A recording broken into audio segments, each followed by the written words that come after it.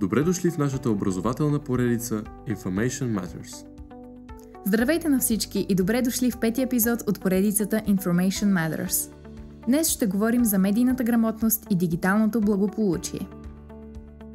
При настъпилото масово разпространение на технологични устройства и колективното дигитално присъствие, днес е решаващо да мислим за нашето физическо и психологическо благополучие. Независимо, че технологиите предоставят многобройни предимства, важно е да разберем потенциалното им въздействие върху нашето благосъстояние.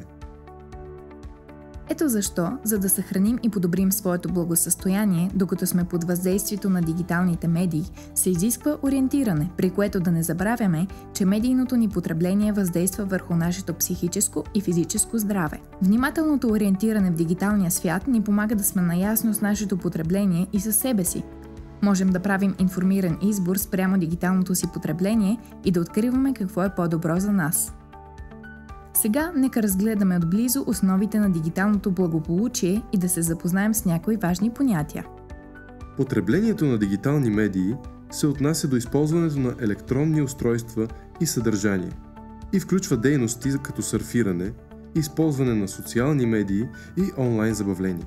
Физическото благополучие, от друга страна, е свързано с цялостното здраве и състояние на нашите тела, а психологическото благополучие се фокусира върху психичното здраве и емоционалната стабилност.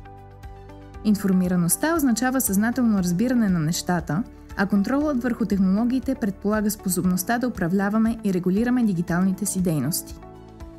И така, дигиталното благополучие включва поддържането на баланс между дигитални и реални изживявания, грижа за нашето физическо и психично здраве, както и внимаване и контрол върху начина, по който използваме технологиите за по-добър живот. В настоящия ни хиперсвързан свят, използването на дигитални медии се превърна в съществена част от ежедневието, с часове прекарани в скролване и харесване.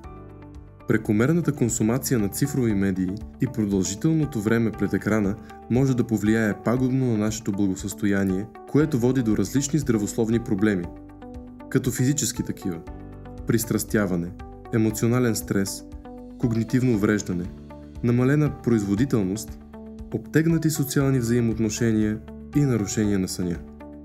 Затова установяването на график, ограничаването на дигиталната ни употреба, насърчаването на взаимодействията лице в лице и балансирането на времето пред екрана с дейности на открито играят ключова роля за поддържането на здравословен начин на живот.